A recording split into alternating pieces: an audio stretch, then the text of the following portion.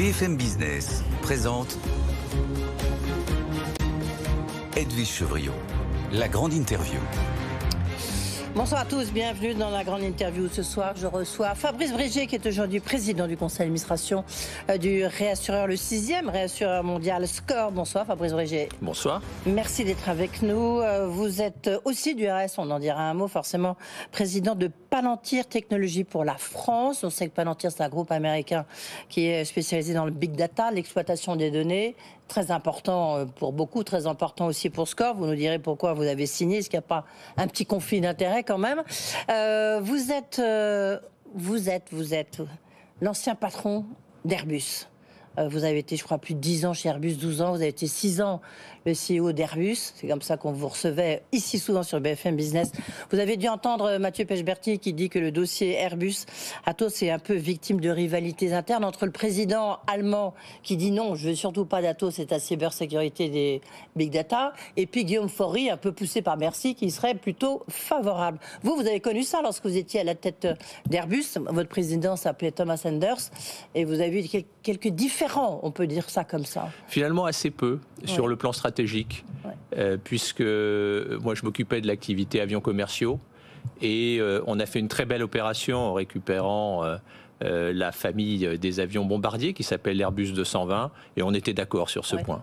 Oui, sur la cybersécurité, c'est un enjeu très important. Vous connaissez ce domaine par cœur, Fabrice Brégier. Qu'est-ce que ça pourrait apporter à Airbus Airbus, dans l'activité de défense, a une activité de cybersécurité. Déjà, et donc c'est assez logique qu'il regarde. Ensuite, les négociations, visiblement, achoppent dans le cadre de ce qu'on appelle la due diligence. Ça, c'est la vie des affaires.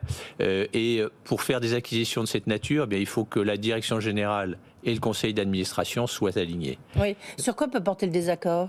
Même si vous connaissez peut-être pas... sur le niveau de risque, sur le niveau de prix. Moi, ce que je sais, c'est qu'Atos a une bonne réputation dans le domaine de la cyber, ce qui n'est pas forcément le cas de tous ces métiers, et qu'il est extrêmement important de trouver une solution nationale ou au moins européenne pour accueillir l'activité cyber, qui est véritablement le cœur stratégique du big data. Oui, c'est clair, évidemment. Tiens, je le disais, vous êtes à la fois patron de SCOR, enfin le directeur général, l'exécutif, c'est Thierry Léger, bien sûr. Vous êtes aussi patron de Palantir pour la France et vous le restez. Alors, et puis là-dessus, il y a un accord qui est signé. SCOR a choisi Palantir pour gérer ses datas et c'est l'exploitation de ces données.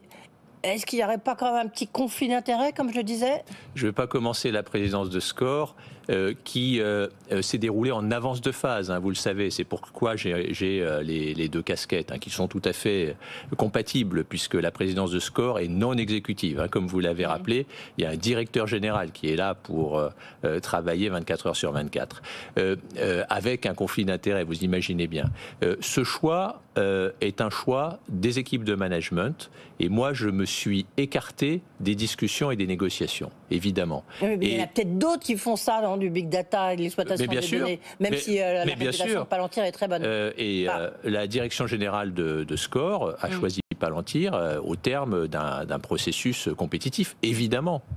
Ce que je peux dire, c'est que ce choix a été fait lorsque je n'étais pas président, je n'étais que modeste administrateur au conseil d'administration, sans aucune influence sur la direction générale, et qu'ensuite le nouveau directeur général venant de Swiss Re, un grand réassureur mondial, a confirmé ce choix.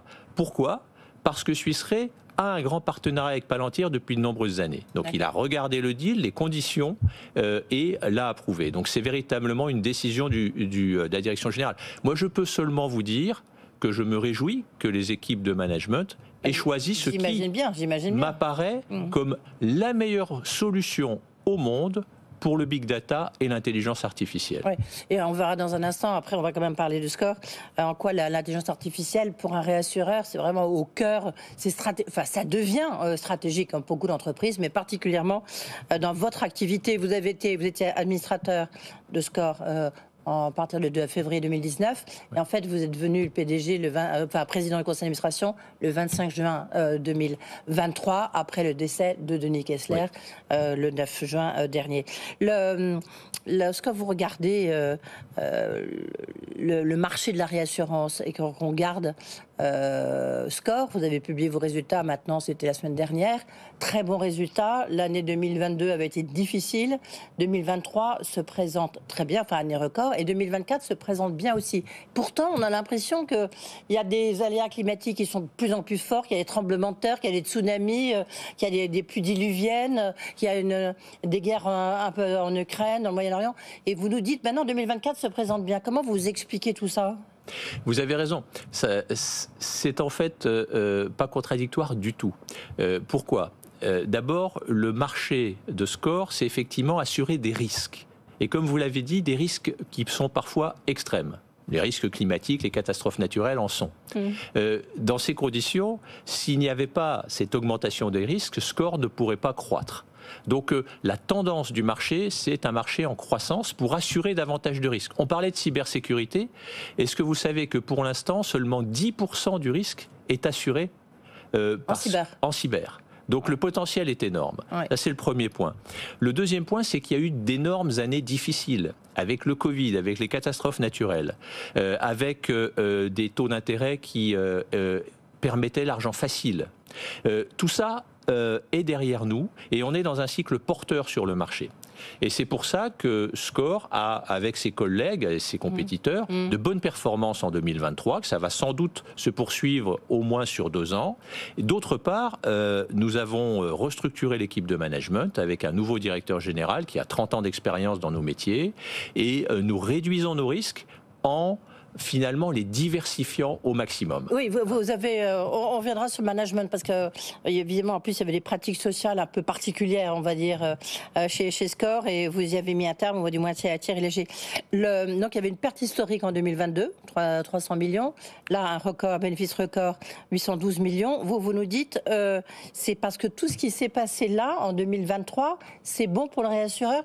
Moi j'avais le sentiment qu'il y avait beaucoup d'assureurs qui disaient on ne peut plus assurer des risques climatiques, on ne peut plus assurer les collectivités locales, on ne peut plus assurer celui qui s'est fait inonder sa maison 2-3 fois ou qui a des fissures.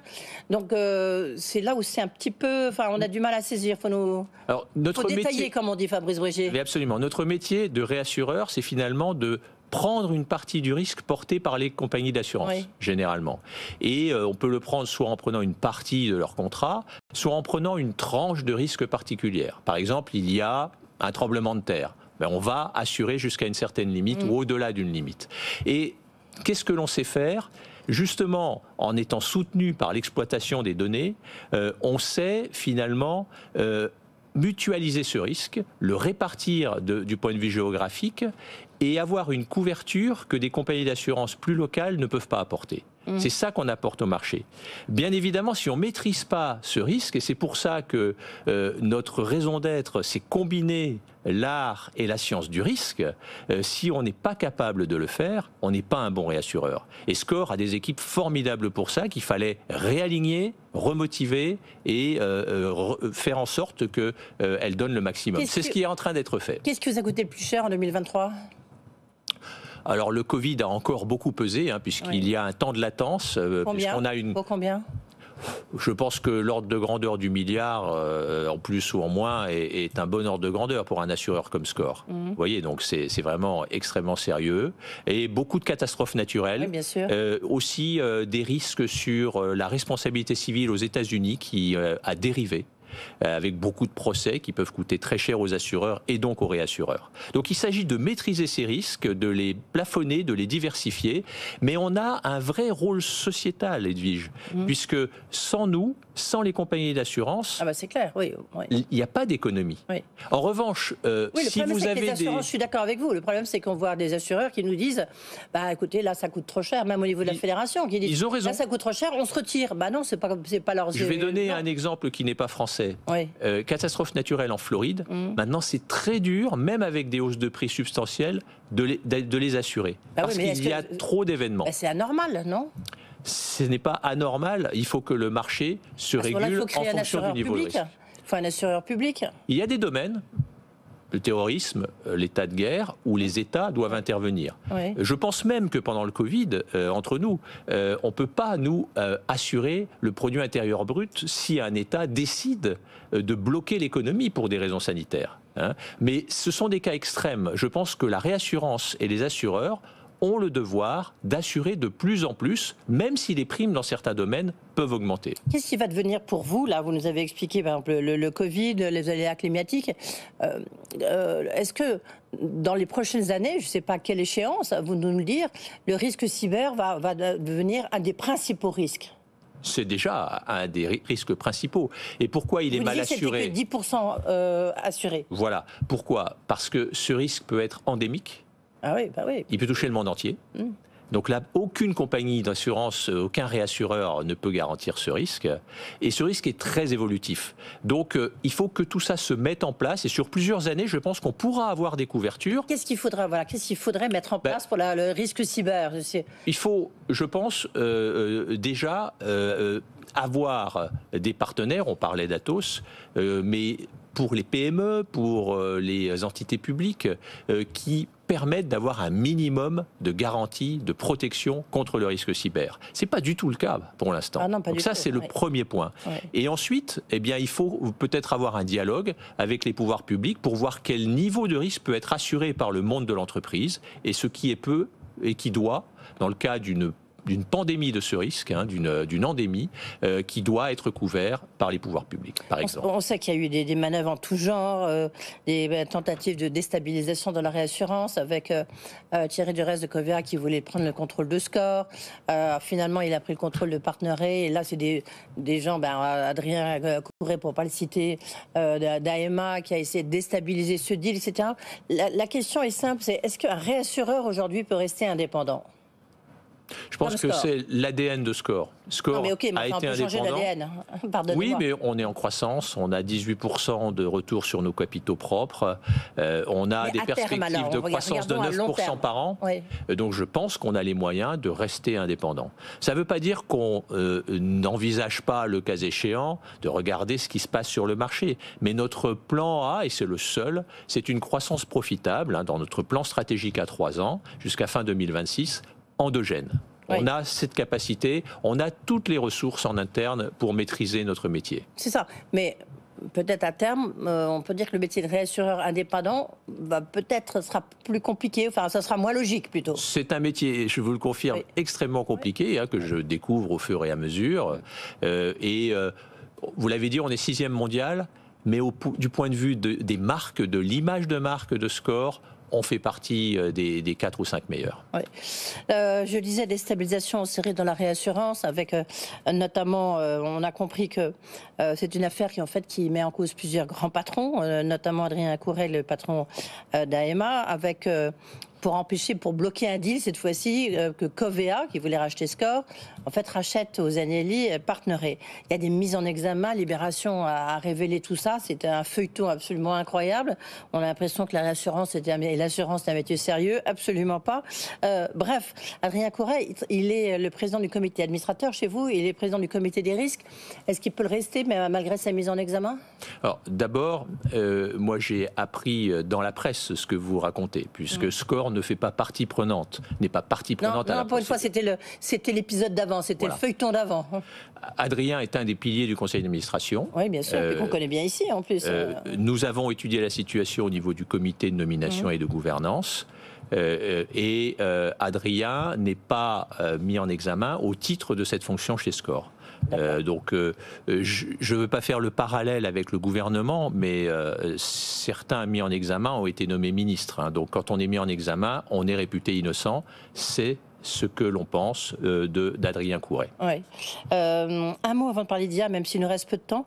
Il y avait visiblement, là, c'est le confrère Les Échos qui nous a dévoilé ça, des pratiques sociales un peu du passé chez SCOR, où Denis Kessler avait mis en place un système de partnership où certains avaient le droit d'aller manger au 6e étage dans un restaurant le plus chic, l'autre c'était au sous-sol. Il y avait des actions nominatives, d'autres ne l'étaient pas. Enfin bon, bref, c'est incroyable, non? Vous avez découvert ça? Le principe est bon, puisque la ressource de SCOR, c'est les hommes et les femmes, c'est pas les usines, c'est pas la technologie. Donc, motiver les cadres les plus méritants, c'est une bonne chose. Ensuite, vous avez complètement raison, partnership était devenu un petit peu un entre-soi. Et Thierry Léger, caste politique, avec mon soutien, a souhaité le remettre à plat. Ça a été fait, ça a été présenté, il est remplacé par quelque chose, bien évidemment, qui est mis en place par la direction et qui a été fait avec le soutien unanime des syndicats et aussi du conseil d'administration. Et vous avez pris les mêmes, ceux qui appartenaient à cette caste, entre guillemets? Pas tous, non, bien pas sûr. Tous, non. Mais c'est pas parce qu'ils faisaient partie du partenariat qu'ils étaient mauvais. La grande majorité était bon. Et puis, il faut. Vous savez, dans les réorganisations, tous les 5 ans, il faut changer. Et là, vous avez donné un coup de balai. Enfin, Thierry Léger, il a donné un petit coup de balai dans le top management, non, de SCOR.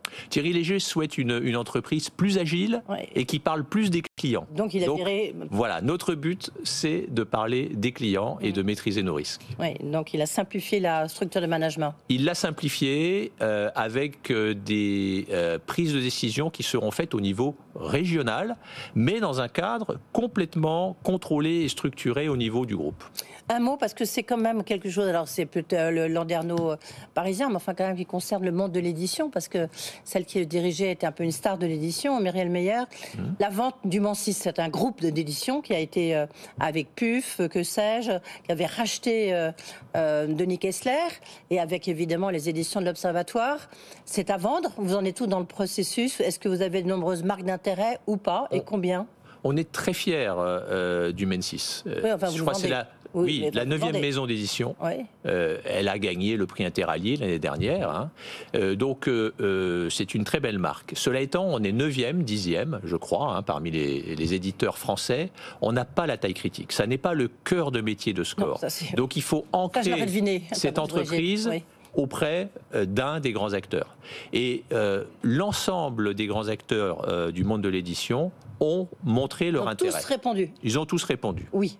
Donc la consultation est en cours. Oui, mais la réponse, ça sera pour quand? Je pense qu'à l'été, on y verra plus clair. À l'été, oui. Pour une prise de décision. C'est long. C'est assez rapide, non. Ouais. Et le prix, c'est 20 millions, mais pourtant, ça perd pas mal d'argent, non? Le prix, on regardera en fonction du prix et du projet industriel. Oui, mais le prix pour l'instant proposé, c'est 20 millions? Pour l'instant, on n'en est pas là, on n'a pas encore reçu les offres. D'accord. On a reçu des sollicitations pour déposer toutes les maisons. Merci beaucoup Fabrice Brégier. C'est vrai, beaucoup de questions autour de SCOR, mais en tous les cas, SCOR qui entame 2024 sous de bons auspices. Merci beaucoup.